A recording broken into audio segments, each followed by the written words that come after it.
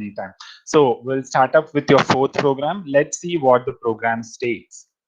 Basically, the program name is write a program to add an array of 16-bit numbers and store the 32-bit result in internal RAM. That is, first, what is the first step of your program? You have to first add 16-bit numbers and then store whatever you have added. If suppose if I take two 16-bit numbers, after adding both 16-bit numbers, you have to store that resultant in 32-bit form in your memory, that is RAM, which is actually stated as random access memory. So that is the program. Basically, what if suppose to take an example, if I give input as 1 to 10, okay, 1 to 10, it should add all the numbers. That is, if I take 1, 2, 3, 4, what will be the addition? It is 10, right? So the resultant should be stored in the memory. So we'll check out how the program works. Before moving on to the program, there are some assembly directives you need to remember, some new assembly directives which might come, or some assembly directives which we have already studied. Okay. What are actually assembly directives? Basically, directives are not instructions, but it is used to allocate space and define types in many cases. Usually, assembly directives are basically not much given importance to it, but its importance is based on the number of space, the memory you are storing, and what are the types. If you are defining some variables, the types of variables will be stored in the assembly directives. So assembly directives is very important, but it is not taken as an instruction. Okay, it is a whole complete command you will be giving, which is not actually an instruction. Why assembly directives are used? To allocate space and define some types in some cases. And also they provide key information for assembly. That is, assembly directives are also used to provide information for the assembly with the help of which you are performing your coding in the software or the microprocessor. So there are some, I will just explain some of them. What is area first? As we have studied this area in the previous programs also, why it is used? It is basically used to make a new block of data or code. That is, it basically specifies a new block of data for your program. That is, start of new data set, at least one code area is required per program, could be read only or read write. As I told in the first line of your code, as you will be giving the area as an assembly directive, if you are giving area as an assembly directive, you should specify the program if it is of read only or both read write. This is the functionality of area. Similarly, entry, there is an assembly directive called as entry, will be using in the program. Why this entry is used? It is used to declare a point where the program execution starts. Entry basically tells start of your program. That is, entry tells you are starting the program. Then we have align. This is basically for alignment of data or code. As the definitions states simpler, it is just you are aligning the data in the code. Then we have an assembly directive called DCB, which is basically use it for allocation of bytes. It basically assigns or allots bytes to your program. Similarly, we have DCW, DCD, space, fill, so on. So we have some more important assembly directives such as export as well as import, where export basically it is used to declare a symbol and make it referable by another source files. That is, you are exporting the data from some file. Import, as the name suggests, you are importing, you are taking the data from some program. In export, you are just sending the data from a program. Okay, it might be a memory or to a register, it might be for anything. Then we have include or get. Why include is used? It is used to a it is basically used to include a separate source file within the current source file.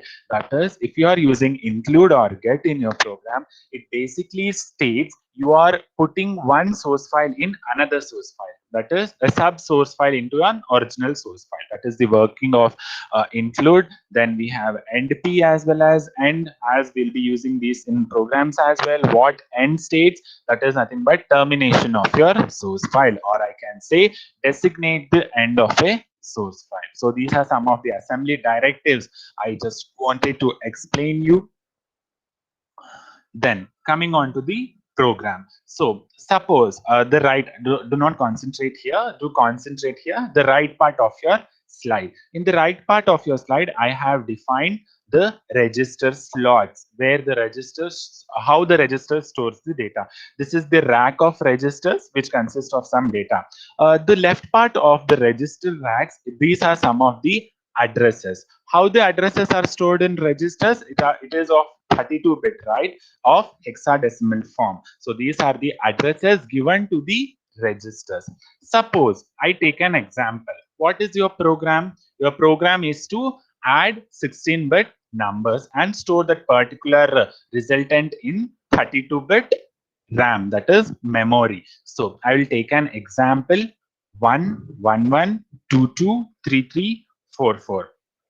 Why there is 1 1 2 2 3 3 4 4 and zeros here? You might get a doubt here. So in basically, if I take this as consideration, 0011, the representation of this number will be as 0011. Suppose I take this only, the lower byte will be initiated and stored first, and the higher byte will be stored afterwards. If I take this number is for 1 1. This how it is stored in your 16-bit format: 0011. That is, the lower bit order is stored in the first, 00 will be stored in the second, right? Similarly, 22, 33, and 44. So suppose these are the numbers I have given as an examples.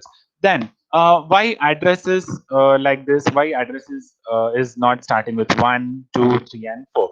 Because check out here, the numbers which you want to add are stored in which format? In the first layer, the first rack, your first number is stored. The third rack, your number is stored. But why the addresses is 2, 4, and 8? Because in registers, while storing the memory, while storing the data into your register rack, it basically starts with adding 2 for each addresses and then multiplying with each of the data. So suppose, what is the addition of this?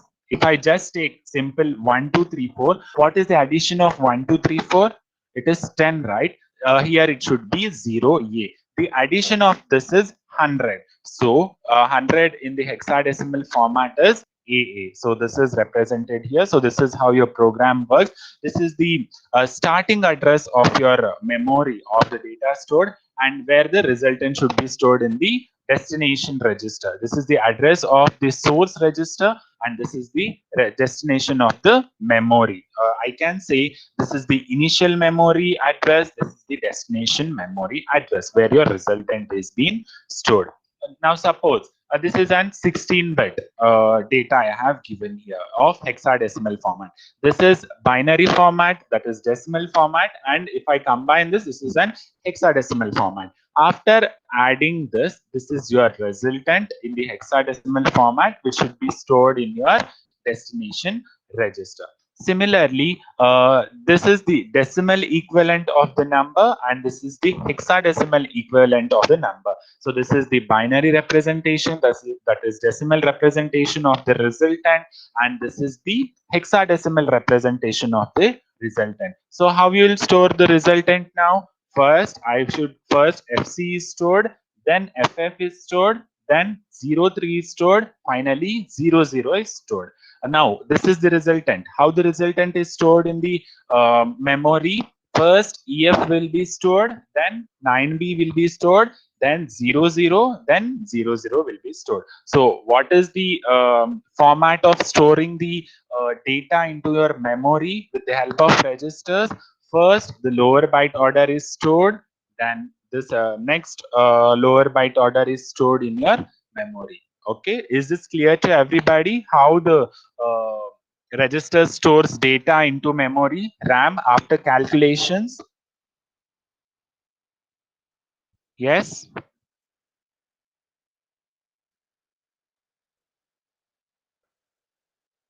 Do you have any doubts in this slide? This is just, I'm just taking an example and telling you how the data is being stored in the memory. Okay. Students, do you have any doubts or is this clear to everybody?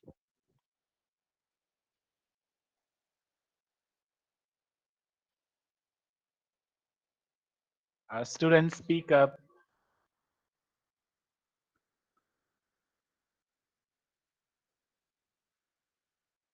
Okay, I'll move on to the further slides. I'll just again brush up with this slide.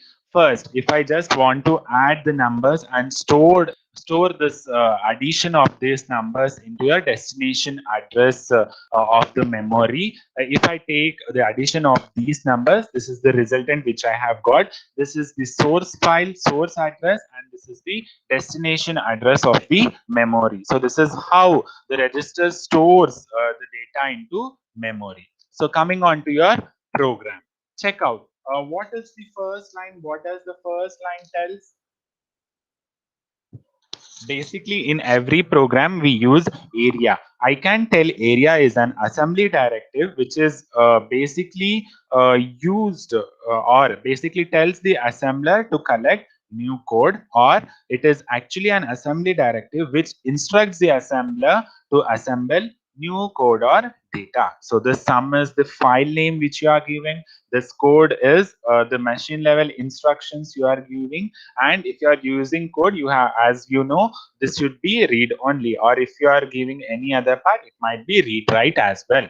Then entry basically tells you start of your program.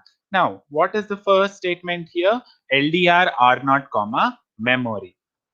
Suppose check out, I have first initialized here memory as well as result. Memory consists of the initial address of the memory, that is the initial address of the register is stored in memory, and in result the final address, the destination address of the data is being stored in the result. If suppose if I pass LDR R naught comma memory, what it happens, what this statement tells, load register or not from memory. That is, once the control comes to this part, that is loading part, load register or not memory, it directly shifts to this part. It will check out the address here. What is the address? The initial state, right? It will go here. It will check what is the data present here. It has 11. That is 1 1 here. Now R naught value will be 1 1. Okay. Now R naught value will be 1 1 here. Then what is the next statement in the next instruction in your program? Move R1 comma 4. That is, you are basically giving the array size, the counter size of 4 to the register. That is, now R1 value will be 4. Now LDRH. What is LDRH? Basically, LDRH tells you, as the data is being stored in the 32-bit format, but I don't require 32-bit format to be stored in the registers. This command, that is LDRH command, tells you 32-bit data, but we are adding just 16-bit numbers, right? What does the question says? You have to add 16-bit data, right? 16-bit numbers and store the resultant, right, in the memory. Similarly, in this LDRH tells this load register R hex basically tells half of the memory. That is, 32-bit is divided into 2 and it is being taken as 16. 16-bit data is being stored in R2 comma R0. That is, what is the address of R0?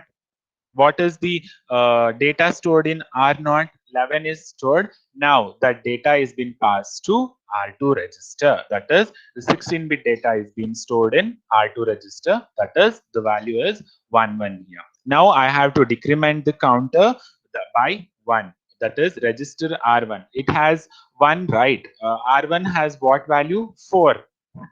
Now I have already included one value here, that is 1 1. Now the register R1 should be decremented. That is, I'll basically decrement the counter here. Now R1 value will be 3. If such is the case, one data is being stored here, and for to taking the next data, you have to increment the pointer, that is the memory value. You are just adding R0 with R0 by giving value as 2, where the pointer value is incremented to 2 here. Now, initially R0 was 1, 1, right? Similarly, R1 value got decremented and R1 value is 3 now. Again, I have to increment the pointer by 2. If I increment the R0 pointer by 2, it will directly come to the next stage. That is, it will take the number 2 to here, that after incrementing.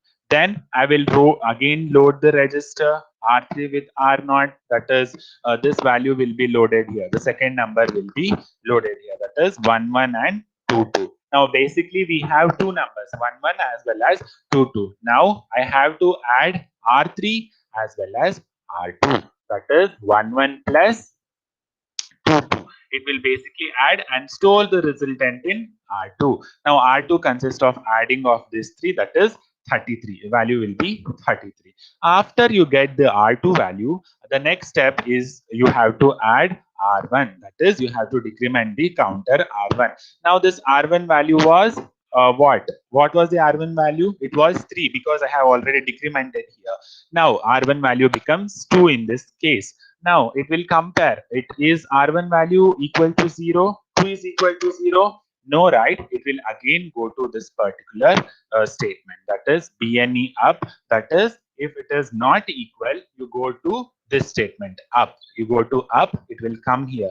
If it will again load this and check out till the R1 value is equated to 0. If R1 value is equated to 0, it will load R0 value into result. That is the addition of all the numbers. Once you load all the numbers, the addition of all the numbers is stored in R0, and then str R0 comma R0. That is, it will basically stores R0 value into R2. Now, which register consists the addition value? The addition value should be in R2. That is, R2 value should consist of AA. That is, addition of all the numbers should be stored in register 2. Then I will end the program by specifying here be here, and then finally I will come out of the program. To check out this execution, yeah, I have fourth program. I have already loaded the program in the software in your system. I'll just check if I have added the source group. Yeah, source and all, it is been added. I'm not again showing the procedure. I'm just showing the execution of the program. Once I load the program, I will save. I will build the program. Yeah, once the building of program is done, you can check there are no errors and there are no warnings. Then what is the next step? I'll go to debug, start or stop debug session. It will just show you the limit of the memory, and then the registers will be shown here. Now, in this program, from this program, check out, as you have to check out the memory. That is, the resultant will be stored in the memory, right? So you have to check the result in memory as well. You need not check out the registers here, but you should check in the memory how the data is being stored. For some softwares, for some systems, it will directly not show this memory part. At that stage, you have to go to view. If you are not getting this window, if you go to view, you will find here memory windows. Okay, after going to memory windows, just click on memory 1. You will get the memory bar here, where you will get memory address. Basically it will be in this format. Okay, you just click to memory 1, you will get the memory here. If there is no 32-bit data given here, you have to just type 0 into 4 7 zeros and set it to 32-bit state. Okay, is this clear how to represent memory bar in your program or in your system? If you are not finding the memory bar, just go to view, memory windows, and then click on memory 1. You will get the memory bar. So once you get the memory bar, now I want to store the numbers. That is, I have to give the input for the program. So how the input is being given? Just double click on this. The number is, first number I will load is 1 1. I have to leave this because as you know, the lower byte will be stored and then the higher byte will be stored. So I have to leave here, and then again I'll give the second number, the third number, and the fourth number. So I have given the input to your program now. Now I will show you the execution line by line. That is how it works. For getting the output line by line, check out. There is one command here, that is step F11, or you can press this command, or you can give 11 also, F11 also, which basically tells step by step execution. First step, let's see. In the first step, first the control comes here. You can check out the arrows. It is been representing here, where and all line by line execution. Then again I will load, then I will decrement the register, then I'll check for the condition of addition. You can check out here the memory. The color is being changed because already the first value is being inserted into the memory. Then again I will check line by line. Yeah, the condition is not met here, so it will again go to up. That is, R1 value is not equal to 0. It will directly reach to the 8 statement here, 8 instruction. It keeps on repeating this till it takes all the values. You can check out here, yeah, till 4400, you have to give the input. See now, whole input is given. All the input is taken by the program. Now it should display the result. Where the result will be stored, it will be stored in R0. Then finally, it will come here, be here. Check out here. Where is the result? Can someone tell? The result is stored in the next register where you have specified. Here you have specified the result should be stored in this address. It is being stored in this address where it is just representing the register address here, and the resultant is stored here. That is AA00. That is, this is the hexadecimal format of the addition. That is 11223344. The addition of this is stored in the resultant register. That is resultant register address. That is this. Okay, I will just take an simple example. Addition of 1. I will just simpler the number 1, 2, 3, and 4. I have given the input. Now I cannot directly go and execute this step. You have to reset, right? Because already the program is executed once. For resetting, there is an option here to reset. I'll press reset here. Now the control comes to the first line of your program. Then I will again execute line by line.